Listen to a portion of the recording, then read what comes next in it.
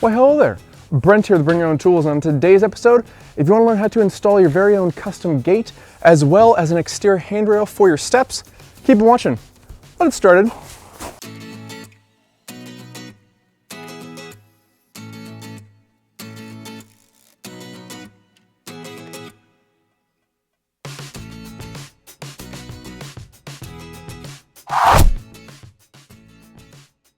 In a previous video, we installed these beautiful exterior steps. However, after discussing it with the client, we really did realize that we wanted to enclose the front as well as put on a railing on the side of these steps because they are 4 feet tall and therefore we don't want anyone falling down. So might as well install a beautiful railing by Viewrail, of course.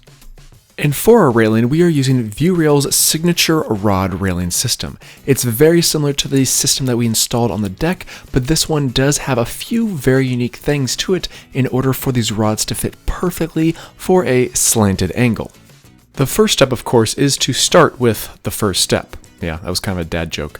The positioning on this first top step is very key because this positioning is going to be correlated to the other areas in which you're going to put the post.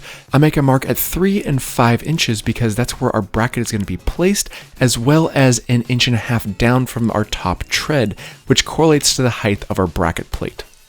After pre-drilling my holes for the through bolts, I do quickly realize that I should put some type of backing in these positions, which I secure nicely with a couple screws, then re-drill my holes and install the first plate.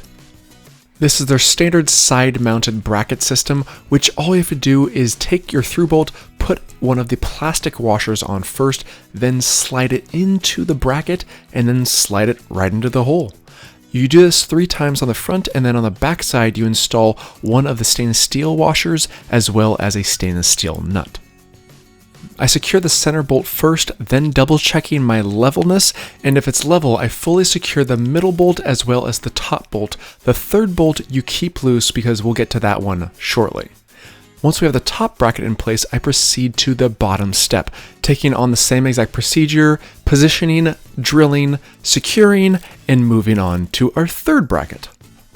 Keep in mind that we have 7 steps on this project, so if we subtract the 2 that we already installed, that leaves us 5 steps, and I'm going to be securing our third post to the dead center, which is the 4th step whether you're coming from the top or bottom. As you can see, might be a little bit better if I give you the full picture.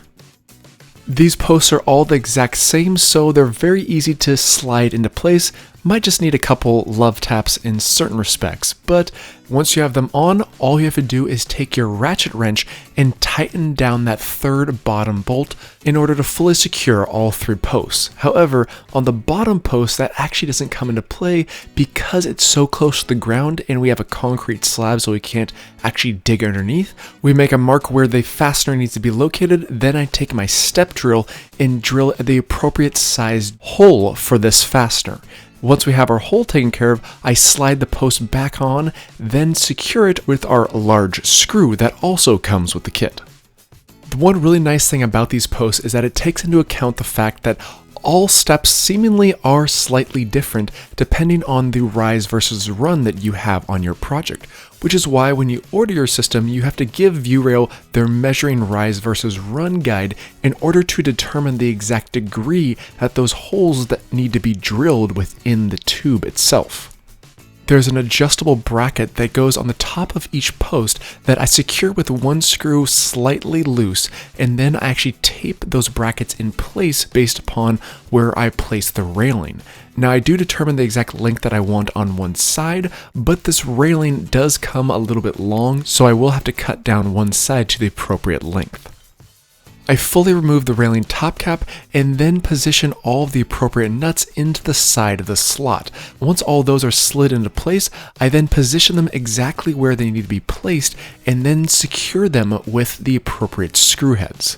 Each one of these brackets gets 2 of these screw heads, and the nice thing is, now that they're taped, I know the exact locations of where each one needs to go. Once I have all 3 brackets fully secured, I then cut the railing down to the appropriate length and install it with ease because each bracket is in its perfect location. Each bracket has 2 fasteners, one on each side, and after all those are fully secured, I double check the levelness of each post, which is perfect, and we can proceed to our rods. These are 1/4 inch stainless steel rods which match the exact same style that we have on our deck. Now the only thing that's really different between this system and the deck is how we actually attach them to our posts. In order to determine the appropriate length, I feed it through the system and then insert their threaded crimp fitting, but I don't crimp it at this point because I'm just going to determine the exact length that I need first on this first rod assembly. I insert an angle washer as well as a level tension receiver and slide this tension receiver at the appropriate location. Then I go to the very bottom post and make a mark where this post is located on the rod itself. Then I can determine an exact length that is needed for every single length, which in all honesty turns out to be a perfect 75 inches. Now that we have the rod at the correct length, I do suggest using the burring tool to make sure that the hole is nice and cleaned out before we insert our threaded crimp fitting. Once we actually have that inserted, we then crimp it using the appropriate crimping tool and do that to both sides. Once we have that taken care of, we can bring it back to our railing, insert it into each individual post, making sure it cleanly and smoothly goes down from post to post to post. It might need a little adjustment here and there, but as you can see, it's at the correct and appropriate length because of all that hard work we did prior to this point. Now it's easy because all you have to do is insert a second angled washer as well as a tension receiver on the end while tightening it down with an Allen wrench. As long as that fits perfectly, guess what? We can move on to all the other rods. As for cutting the stainless steel rods, I'm using a standard angle grinder with a metal cutting blade, and after they're all cut, you could use a deburrer or you could just use a standard cobalt drill bit, and that works just fine as well, as long as you have the right size. Go ahead and crimp all the ends and insert them into their appropriate locations. Because they're all the same length, this came together extremely quickly and easily, and the nice thing is that because we had the appropriate post locations, the angle from post to post to post was absolutely perfect. The only other thing that needs to be done for our step railing is to remove any of the stickers that are shown, which can be easily removed with some goof off, and secure our end caps on both ends of our handrail as well as the bottom of each post.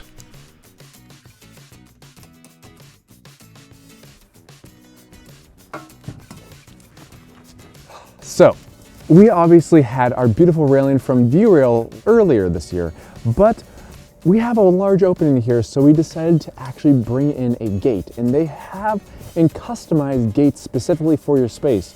Now that we know our space, we had the gate fabricated to its exact dimensions. Now, we just need to get it installed. Let's get to it. In order to have a large gate like this that's fully supported for years to come, you have to have a heavy-duty post, and in all honesty, aluminum just wouldn't cut it for this type of installation, which is why we have a very heavy-duty steel post at this location. It also comes from Viewrail, just it's made out of steel versus aluminum. And we actually don't have a bracket mounting system in this specific location because in order to have the most strength possible, we have to secure this post directly to our deck. As you have seen, I pre-drilled both of my holes and then secured a very long, very large lag screw into each specified hole. And once I know for certain that we're level, I can install our stainless steel caps for the holes that we have in the post and proceed to our gate.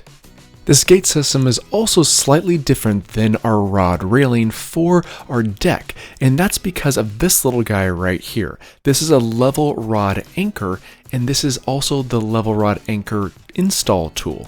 And all I have to do is pound that threaded insert first into the post, not going all the way in, and then using the rod tool to secure it into the tube itself. Then once it's actually tightened there, you can then thread your stainless steel rod into the hole and secure it nicely from there. Once you have it fully fastened at this location, you then go back to where you actually threaded it through, insert your level tension receiver, and tighten that down, because once that's tightened, then each rod is fully stable and you can move on to the next one. The nice thing about this gate is that Viewrail pre-measures and crimps the rods to the appropriate length, so you don't have to, which is one less step that I don't have to worry about, which is always appreciated. Now, a huge thank you does have to go out to Viewrail again, because they are the sponsor of this week's video and they provided all of this amazing product and materials for this entire project. So if you want to check out their amazing lineup for yourself, I'll make sure and leave a link in the description box below. But getting back to the project, now that we have all of our rods secured within the gate, it's now time for our hinges. And for our hinges, we are using true close hinges, which are some heavy duty hinges that came with this kit. For a gate this size, you really do want a substantial hinge, and these guys are quite substantial, and they have a spring hinge, which means that if you open the gate, it will spring back into the closed position, so you don't have to worry about trying to maneuver it in place after you open it. It should swing perfectly back in place. Now, the screws that come with this kit are sheet metal screws, so you can drill into each frame as needed. However, it would probably be a little bit easier if you pre-drilled your holes first and then secured your hinge. Now that we have our gate secured to our post, we have to do our final finishing touches, which are brackets at the very top of the gate as well as the end post, because we want to still install our drinker rail. This drinker rail matches the same drinker rail that we installed in our deck railing video, and for this little small section at the very end, all I had to do is cut it to the correct length, then put the end cap right on top, secure it to the post with a couple screws on the underside, then install the end cover cap. Make sure that fits nicely and snugly, make sure our posts are still level, and as long as those posts are still level, then secure that cover cap to our drinker rail and move on to our final drinker rail section, which is the section right above our gate, because we do want to have a continuous top cap all the way around our deck.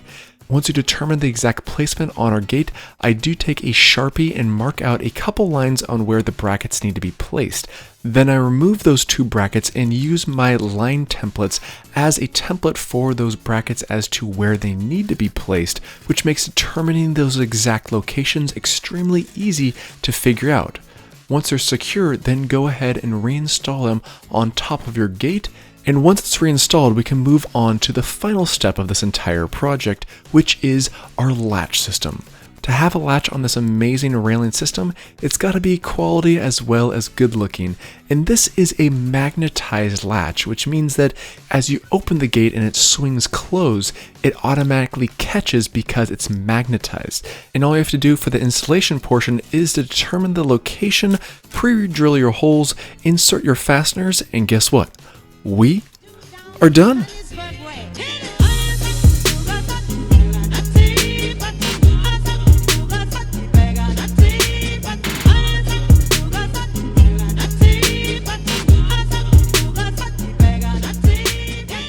Something about a system that not only provides a beautiful aesthetic, but it also provides a tremendous amount of safety for anyone, no matter what your age is. I personally want to say a huge and special thank you again to Viewrail for sponsoring this week's video by providing all the materials that you see here for the railing. It's absolutely beautiful and truly makes this project a standout deck.